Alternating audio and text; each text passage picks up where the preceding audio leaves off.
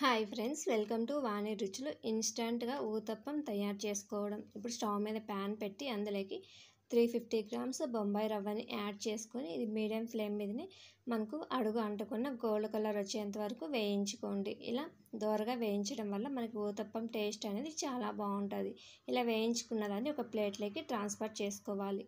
ఇలా చేసుకున్న దాన్ని మనకి చల్లారిన తర్వాత మిక్సీ జార్ తీసుకొని మిక్సీ జార్లోకి యాడ్ చేసుకోండి. మనకి ఇంట్లో దోసపిండి లేనప్పుడు మనకి ఇన్స్టెంట్గా 10 మినిట్స్లో ఈ బ్రేక్ఫాస్ట్ అనేది ప్రిపేర్ చేసుకోండి. టేస్ట్ అనేది చాలా బాగుంటుంది.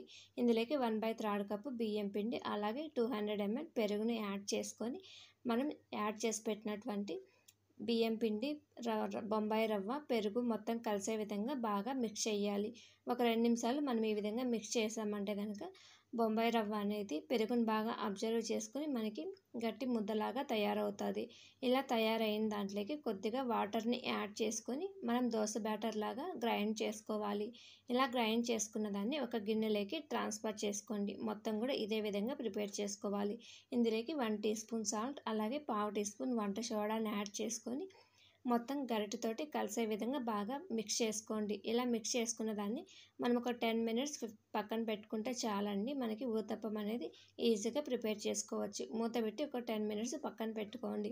ఇలా పెట్టుకున్న దాన్ని 10 మినిట్స్ తర్వాత గరిటెతోటి బాగా మిక్స్ చేసుకొని స్టవ్ మీద ప్యాన్ పెట్టి ప్యాన్ వేడైన తర్వాత ఒక గరిటె పిండి తీసుకొని దోశలాగా పలుచగా కాకుండా మందంగా వేసుకోవాలి. ఇలా వేసుకున్న దానికి మనం ముందుగా కట్ చేసి పెట్టుకున్నటువంటి ఆనియన్స్ ముక్కల్ని యాడ్ చేసుకోండి. అలాగే సన్నగా తురుముకున్నటువంటి క్యారెట్ తురుమును కూడా యాడ్ చేసుకొని మనం చివర్లో సన్నగా తరిగి పెట్టుకున్నటువంటి కొత్తిమీర కూడా యాడ్ చేసుకోవాలి. మనం కొత్తిమీర వేస్తే మనకి ఫ్లేవర్ అనేది చాలా బాగుంటుంది. ఇలా యాడ్ చేసుకున్నవి గరిటెతోటి కొంచెం ఇలా స్టిక్ చేయండి. మనకి రెండో వైపుకి టర్న్ చేసినప్పుడు మనకి ఊతప్పం నుంచి విడిపోకుండా ఉంటాయి.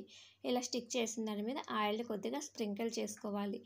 ఒక 2 నిమిషాలు ఊతప్పం అనేది కాలిన తర్వాత గరిటెతోటి మనం రెండో వైపుకి టర్న్ చేసుకోవాలి.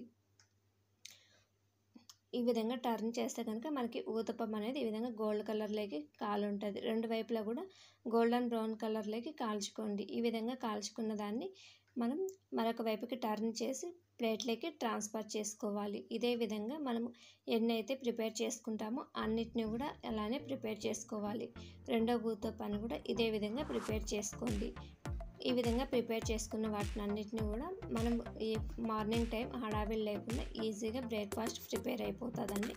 ఇలా చేసుకున్న వాటిని పల్లీలు పుట్నాల చట్నీతో సర్వ్ చేసుకుంటే టేస్ట్ అనేది చాలా బాగుంటుంది. ఈ విధంగా వేడివేడిగా సర్వింగ్ ప్లేట్లోకి సర్వ్ చేసుకోండి.